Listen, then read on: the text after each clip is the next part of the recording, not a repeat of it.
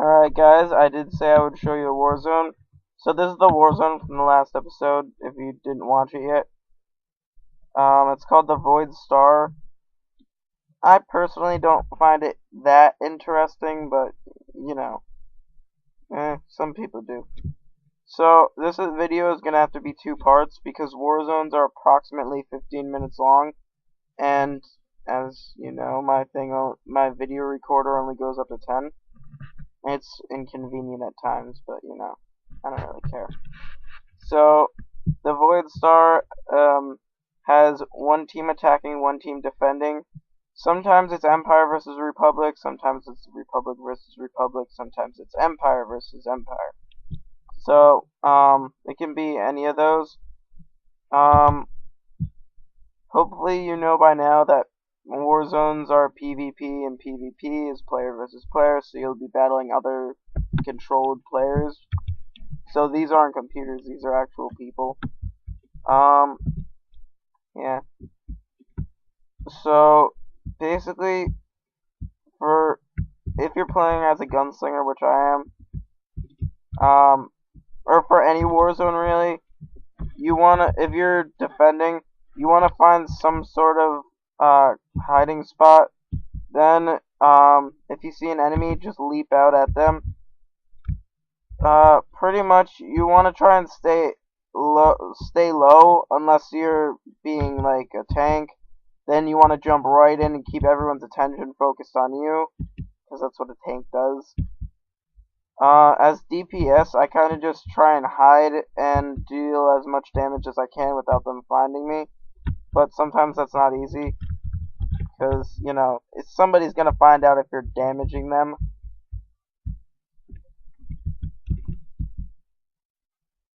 And, so, if you're DPS, just try and find an enemy that somebody else is engaging and help them out. And try not to get spotted again, or you'll probably die. If you're healing, which I'll probably show you my sorcerer in a little bit, you basically want to just try and find the people with the most health, and then out of those people, the one who's losing the most health, and then start healing them and move on. Because the lower people are going to be a lot harder to heal anyway, since they'll take a lot of damage very fast with little HP. Yeah, so as you can see, I got the attention of a bunch of people, and they kind of just annihilated me. You want to try to avoid getting grouped up like that, where a bunch of people are attacking you at the same time, because it's not likely you're getting out of there alive. Unless you're a stealth, then you just, you know, at level 20 you get that stealth move. Yeah, you get a stealth move that lets you exit combat and be unnoticeable. But I'll show you that some other time.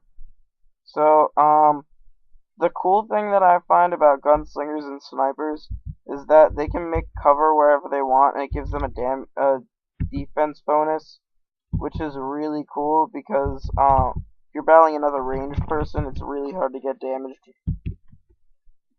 But you want to be careful about melee attackers. That's why you got cover pulse or pulse detonator right here. Keeps other enemies away, like that marauder. Alright, so in Void Star, once the attackers breach the first room, you get to this room, they have to deploy the bridges and get to the other side. Then their job is basically to open the doors on the other side. It's pretty much opening doors over and over until you get to the last part where you access the data core. Defenders just basically kill as many people as you can, as fast as you can, so that they can't open the doors. Yeah, as you can see, cover pulls can be used very effectively on these bridges, because you can just keep taking people down by pushing them off. And he saw me.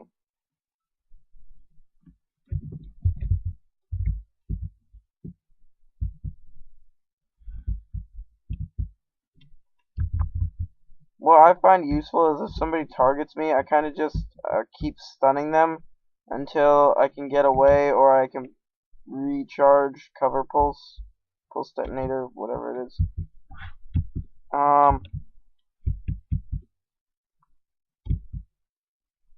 The best combo I find in PvP is to just use your highest damaging move, since you'll probably be killed anyway before you can actually lose too many of your energy pool. So it's more useful to just deal as much damage as you can before you're dead.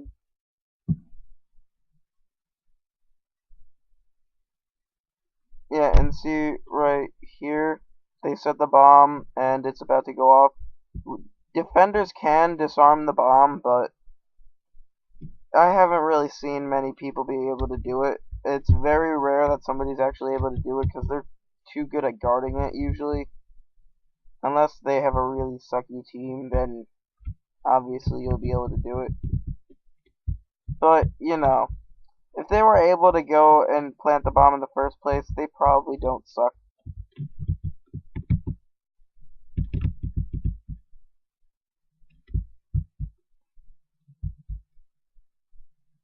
Alright, these medals here are the ones that determine how much XP and stuff that you earn. See, it says, Valor, Warzone comms. It doesn't really say, but I think it also determines how much XP you earn, because usually matches I haven't done well in, I earned less XP. Or it might just be based on kill count, I'm not sure. But, you know, usually when you have higher medals, there's a good chance you'll have a lot of XP. Alright. Ugh. Stupid marauders. And I just boxed myself in.